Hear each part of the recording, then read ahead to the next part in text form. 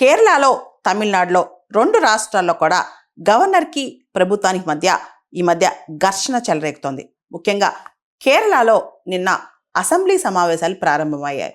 ఈ సందర్భంగా గవర్నర్ ప్రసంగించారనమాట.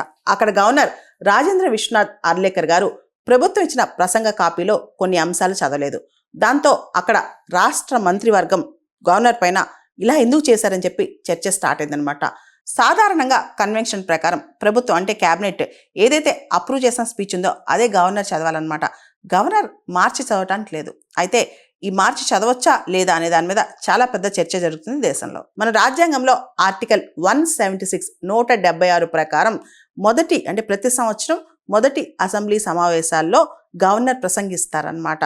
అలాంటి ప్రసంగాన్ని సభా నిబంధనల ప్రకారం జనరల్గా మార్చరనమాట. అయితే తమిళనాడులో, ఇక్కడ కేరళలో 2 చోట్ల ఈ మార్చి చదవటం మీద చర్చ జరుగుతుందన్నమాట.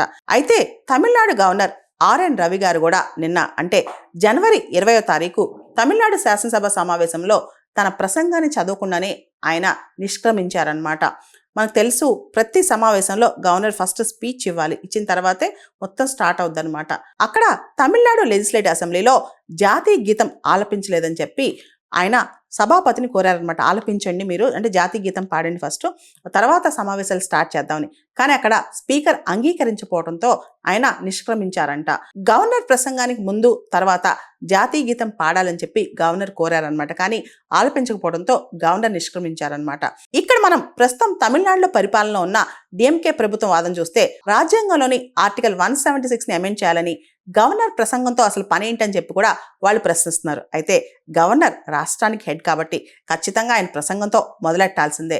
అయితే గవర్నర్ వాదన ఇక్కడ వేరొక విధంగా ఉందన్నమాట. తమిళనాడు గవర్నర్ అంటే లోక్ భవన్ యొక్క ఎక్స్లో వాళ్ళు చేసిన ట్వీట్ ప్రకారం తమిళనాడు ప్రభుత్వం అసెంబ్లీలో జాతీయ గీతాన్ని పాడకుండా అవమానించి ప్రాథమిక రాజ్యాంగ విధిని విస్మరించింది. గవర్నర్ ప్రసంగించడానికి వెళ్లే సమయంలో మైక్ను పదే పదే ఆపేశారు.